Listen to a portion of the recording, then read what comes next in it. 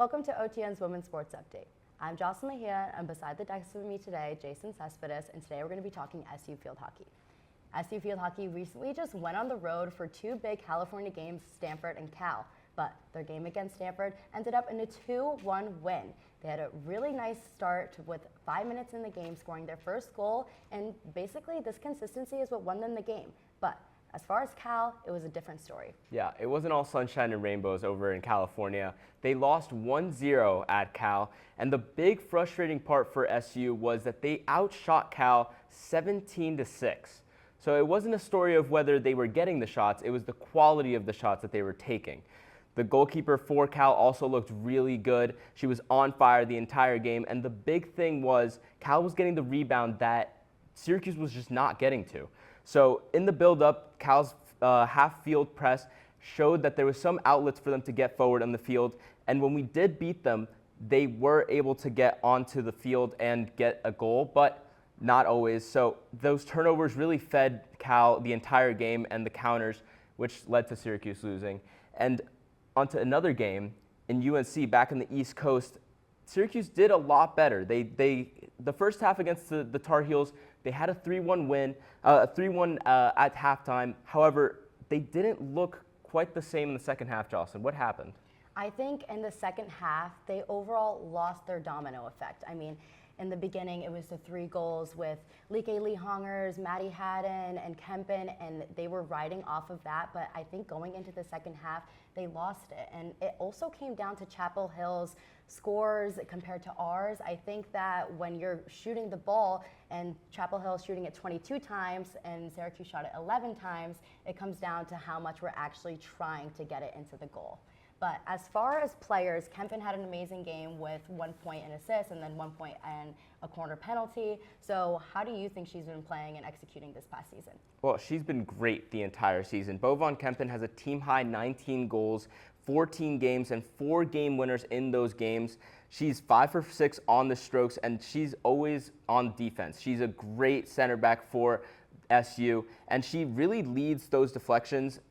She reads those deflections well whenever they are outside of the box. So she has been controlling games, and she has been the star player for SU since she got here. I mean, I think it's a given, and it's so hard not to talk about her. She scored 41 points in the past 14 games. That's 2.9 points a game, basically 3 points a game. It's so hard for her to go unseen. But against the Cal game and against the California game, she kind of had a little bit of struggle. She didn't put points up in goals or assists. So I think that going into Boston, she's really going to have an opportunity to show out. Yeah, I mean, she's going to do great, in my opinion. However, if she overcommits on those corner pieces, that's where we could see her struggle a little bit. BC is winless, though, in the ACC. They are 0-6. They're 5-9 overall in the season. So they're 8 goals against UNH in the non-league game made them seem okay. However, coming up against number 9 ranked SU, I don't see them doing very well. I think this game, how it's going to execute, it's almost a given a win for Syracuse. You're giving Syracuse a week off. They haven't played since last Friday, and then they're going into the game Friday, and I think they're recharged and ready, especially after those away games. You know, time difference, you come back to home, and, you know, you're in your East Coast environment, and I think that's what's going to give them the win. And also, this will help them in the ACC and show that, hey, we can beat this team that's 0-6 in the ACC, then we can kind of beat anyone going forward, and I think this will give them the confidence to keep winning those games for the rest of the season. That's right. I see it going at least 3-1 to Syracuse. They could get a couple more scores, but I'm not too sure. What about you? I know. I'm not too sure either, but I see this being at least a 4-1 game. I'm actually not even sure Boston will put up a point against SU to begin with. I'm not sure they have that star player like we have Kempen or those players that work cohesively together, but that's enough for field hockey today. We're passing it off to SU Basketball with Kyra and Evan. Welcome, everybody, to the women's basketball segment for this week's Women's Sports Update. I'm Evan Zaretsky, joined by former Syracuse women's basketball player and current BDJ grad student Kyra Wood.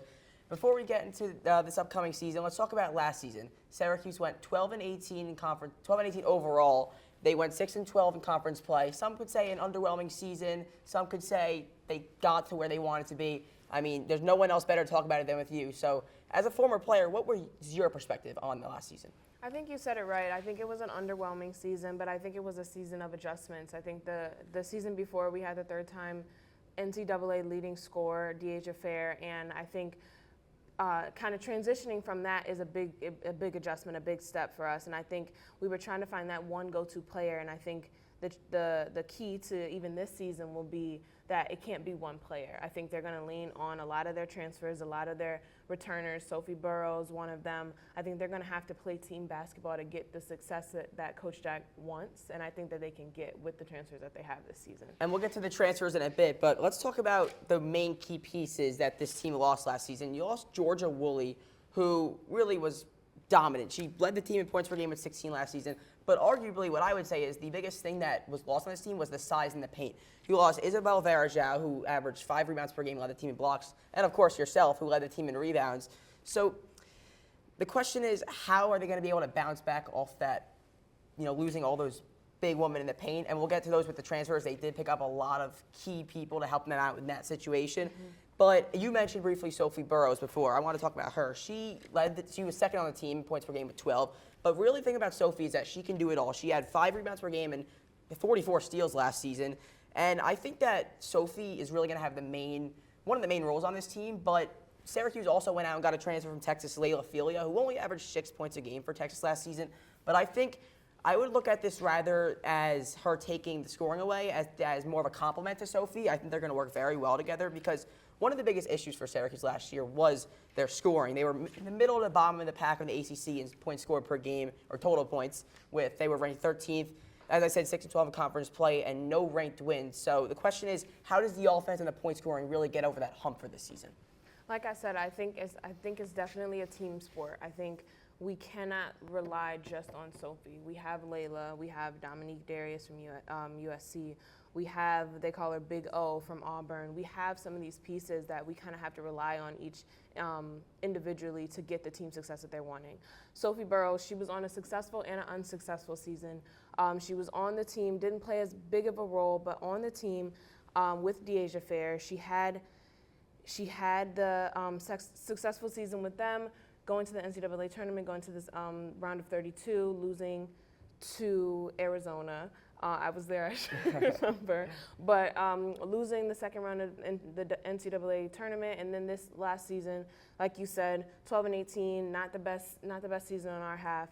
I think she has the pieces and the keys taking away from both seasons. I mean, she can take what she, thinks went well, things went wrong, and apply that to the season that they're looking at ahead. I think the things that she needs right now is consistency. We can't see the shooting droughts. We can't see the scoring droughts from her. She's no longer a underclassman. She kind of has to step up to that plate, and I think she's up for the challenge. The other thing, vocal leadership. She used to take a back seat. She used to, her first time as a captain last year, alongside me and Angelica Velez. She needs to take that point and lead the captains and lead her team to a successful season this year. And she's going to need some help, and I think Coach Jack definitely found that in the transfer portal. Absolutely, and I alluded to transfers earlier. You briefly mentioned it. You talked about Dominique Darius from USC, which helps out with the guard position. But really, they really went out and got those big women in the paint that helped fill that void that I mentioned. Again, Damola Kimbawala, the 6'5" center from Auburn, and then Aurora Allman, a 6'4" forward from Miami. Like I was saying, I think that the biggest question going into this year was who was going to fill that void in the power forward position, the small forward position, the center position, and I think Coach Jack went out and did that in the transfer portal this year. For sure. I think Big O is going to bring the size that we did not have last season. You talked about my rebounds, you talked about Isabel's scoring and blocks and things, but we didn't have that big post in the paint, and that's what Big O is going to bring. That's what Aurora is going to bring. That's what Uche is going to bring. They have the size and they have the height, and with that, I think they'll have exactly what they need in the paint to add to this team. Dominique Darius, though, she's going to control the tempo. I think what we needed last year was a consistent point guard that could control the team, control the pace of the game. I think sometimes we were rushing, sometimes we were going too fast. But I think for sure Dominique Darius, with the veteran mindset that she has, will definitely do the job for this team. Absolutely, and I was talking about Coach Jack earlier in the transfer portal, but she's now entering her 4th season as the SU women's basketball coach, and I would say that she's definitely had success here. In her first two seasons, back-to-back 20-win seasons. Can't complain about that. She won ACC Coach of the Year last season. And through her overall time here, she is 56-40 through her first 3 years on the Hill and 36-13 at home. So we know that Coach has the potential to produce a good team. It's just the question is that going to come out this year? They have the keys. They went out and got the transfer portal. They have returner Sophie Burrows. So with that, let's lead into our record predictions. I'm going to start off. I'm going to go 15-15. I think there will be slight improvement for the Orange. I think they're going to still rank in the middle of the pack in the ACC play, but I think that we can't underestimate what they can do, and I think they can do is finish above 500. I know my prediction was 500, but I would not be shocked if they finish with 16-14 or any really thing above 500 win percentage. But what's yours? I'm thinking 17-13. I think they have the pieces to get over that hump of a losing season like they did last year. I don't think it's going to be a breakout season for sure. I think there's still some growing pains. There's still some humps to get over. But I do think they're going to see improvement and they're going to see a little bit more success this season. I know Coach Jack. I know that her desire for winning is something that is very contagious with the team. And I know that the players that she brought in also have that same desire. And I'm hoping for their sake that they get that win. So I'm going with 17-13. That's it for the Syracuse women's basketball segment. Up next, we have Will and Colin with the SU Soccer. Welcome back into our Newhouse Sports Media Center. I'm Will Clifford. He's Colin Becker. And while Syracuse students were out on fall break, Syracuse women's soccer was down in Miami getting a big monkey off their back. They picked up their first ACC win in over 1,100 days. It was a 1-0 win. Forward Mia Clommer slaughtered away the winning goal, and now the team looks to move on to their final 2 games of the season. Yeah, and Will, monkey off your back, I think that's the perfect term for this, because you may say, why does this game really matter? Their ACC tournament hopes, their NCAA tournament hopes, those are all already gone. It's been a mostly non-competitive season for the Orange, but really, I think that you cannot overstate the importance of this win, because when this team was talked about in the media, the main thing that was brought up time after time was this over 3-year drought without an ACC win.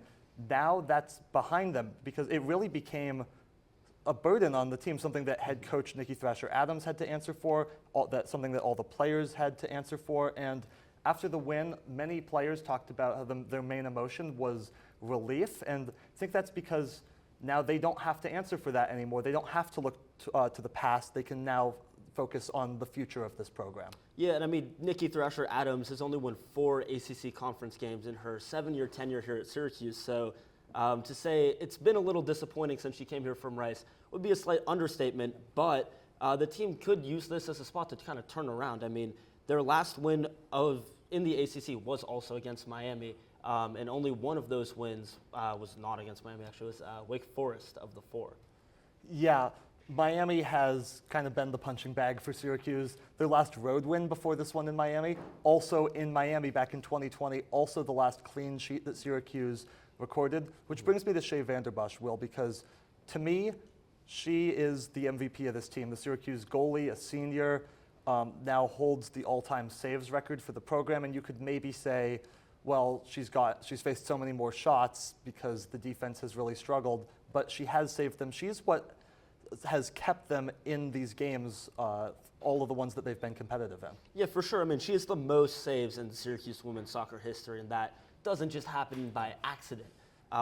She is a wall back there for them, and she's definitely, like you said, she's definitely turned some games around where maybe this Miami game you have a different goalie, and instead of it being 1-0, it's 1-1. So it's those small things that can really make a significant difference. You have to feel happy for her, because arguably her best game against Miami, a clean sheet in ACC play, to do something that I don't think she's done since her freshman year she was here. No, an ACC win. No, she hasn't. And I mean, although in that saying, Syracuse has yet to make an ACC tournament in their whole time in the ACC, going back to 2012, 2013.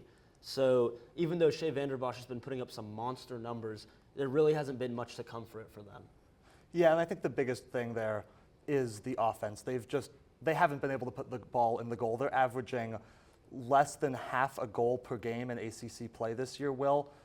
that is just not a mark that's going to win you really any games. No, that doesn't really help you out at all. And I mean, you know, you talk about some big names they're losing. We mentioned Shea Vanderbosch. You also lose forward Mia Clomer, who transferred in this season. She has 7 goals right now, and that's the most goals from a Syracuse women's soccer player since 2014. So, you know, to say that the offensive production isn't there, well, that's not new for this team. Yeah, and Mia Clomer, I think, is an important player to talk about because she was a Division II player at St. Rose for the first 3 years of her career, now transferring to Syracuse for her senior year to not just a Division I school, but a school in arguably the best women's soccer conference out there, and becoming the best offensive player. That's a really, really impressive season from Mia Clomer. It is. And you also have grad student Ashley Rosh, who leads the team in assists. She has 4 assists and also has 4 goals, and that's like the last little bit of, if any, offensive production they have, and it's all going out the window at the end of this season. So they're going to really be looking for some answers going into next year to figure out what they can do to string a couple more wins together. Yeah, and a potential answer for that is freshman midfielder Julia Arbelez. 1 goal, 3 assists. She's been coming off of the bench primarily, so those numbers extra impressive. Almost all the goals that Syracuse has scored this year have been by seniors or grad students, people that will not be with the team next year. I think that she is one of the real keys getting into a starting role next season for this team to have a better future going forward. And I mean, in the era of the transfer portal, do you think that there's any chance that they pull in some outside pieces to maybe help the team out? I mean, you really have to hope so. We saw what they did with Mia Clomer getting her this past season. Hopefully Syracuse can pull off something similar to give their team an extra spark going into next season. Exactly. Well, that's all the time that we have here on the Women's Sports Update. It's been a pleasure for Will Clifford and Colin Becker. Thank you, and we'll see you next time.